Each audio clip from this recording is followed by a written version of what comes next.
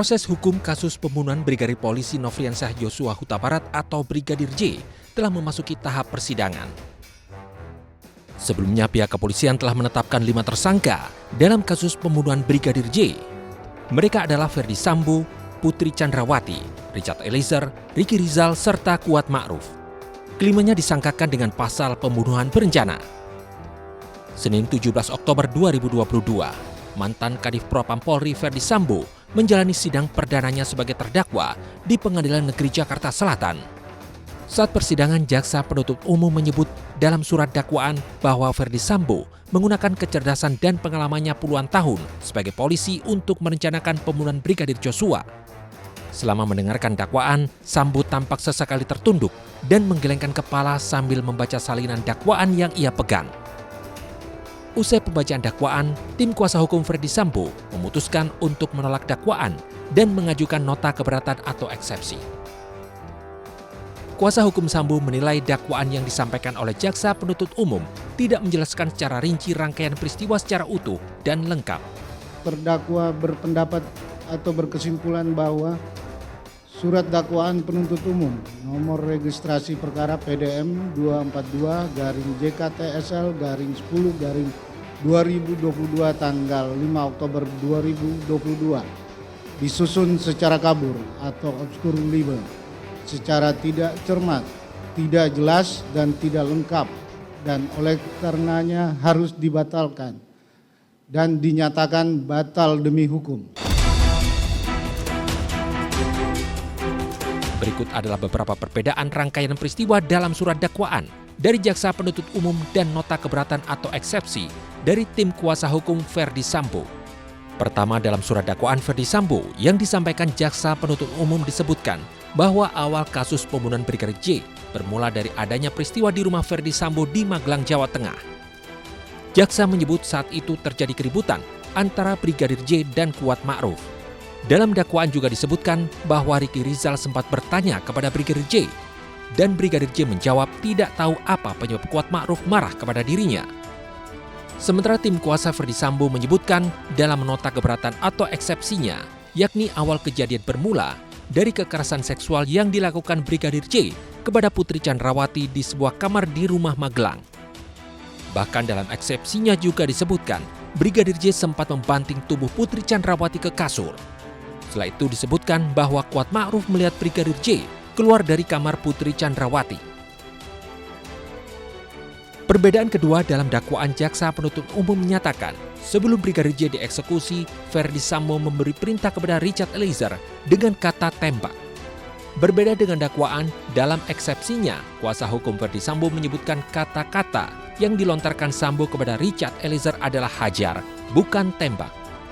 Ketiga, jaksa penuntut umum mengungkapkan dalam dakwaannya bahwa Ferdi Sambo sempat menembakkan 1 peluru ke bagian kepala Brigadir J saat Brigadir J sudah tergeletak di lantai. Namun dalam eksepsinya, tim kuasa hukum menyebutkan setelah Brigadir J tersungkur, Ferdi Sambo mengambil senjata Brigadir J dan melepaskan beberapa tembakan ke arah dinding.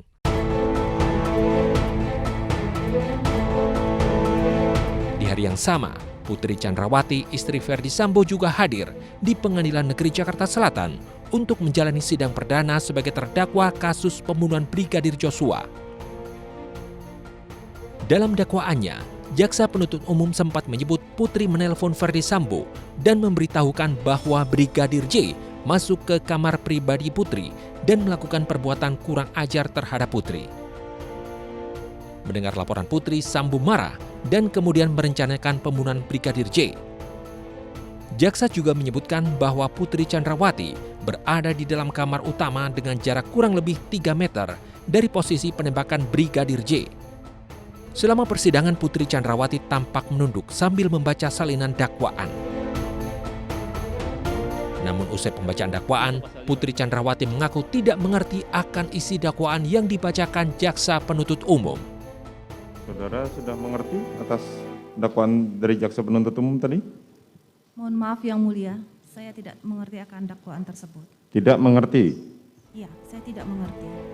Silahkan dijelaskan lagi, saudara jaksa penuntut. Mendengar jawaban Putri Chandrawati, Ketua Majelis Hakim Wahyu Iman Santoso kemudian meminta jaksa untuk menjelaskan kembali dengan singkat.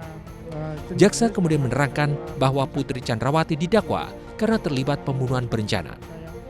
Sementara menurut Ketua IPW, Sugeng Teguh Santoso, jawaban Putri Chandrawati dalam persidangan itu bisa saja merupakan sebuah strategi. Melakukan pembunuhan berencana sebagaimana Jadi strategi. Itu ya. strategi aja. Jadi kalau klien itu sudah Jadi diajarin juga. Oke, pura-pura nggak ngerti aja ya. Nanti gitu. kalau kamu ditanya bilang aja nggak ngerti. Oke. Supaya jaksa ada tugas menjelaskan menurut bahasa yang dimengerti. Jadi intinya seperti tadi oleh Pak Mujakir tuh, bahwa kamu tuh dituduh pembunuhan berencana.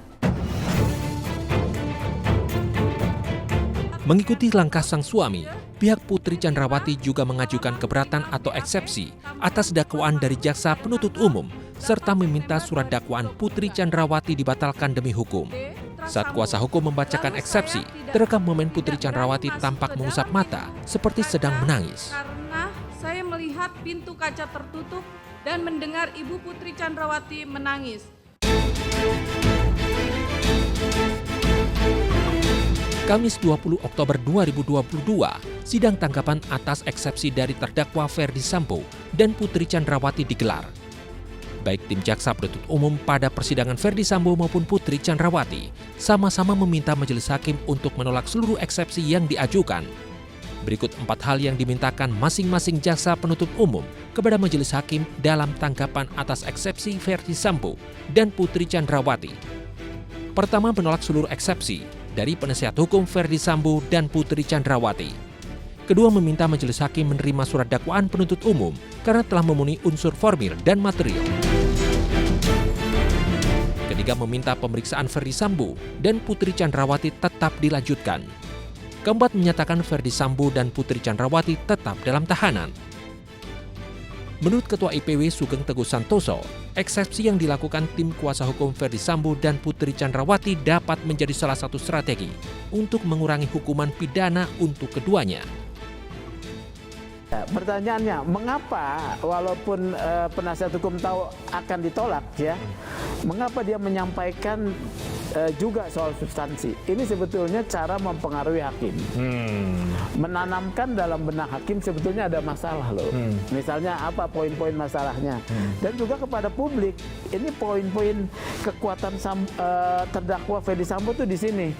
Karena ini kan pertarungan opini sebetulnya juga ya. Walaupun pengadilan tidak boleh terpengaruh oleh opini, tetapi tugas pembela memang seperti ini, menanam dulu ranjau-ranjau yang akan nanti diledakkan pada pertarungan pokok perkaranya. Iya. Sementara sang justice kolaborator Richard Eliezer menjalani sidang pembacaan dakwaan pada 18 Oktober 2022. Lalu apa strategi Richard dalam sidang perdananya sebagai terdakwa? iNews File akan segera kembali.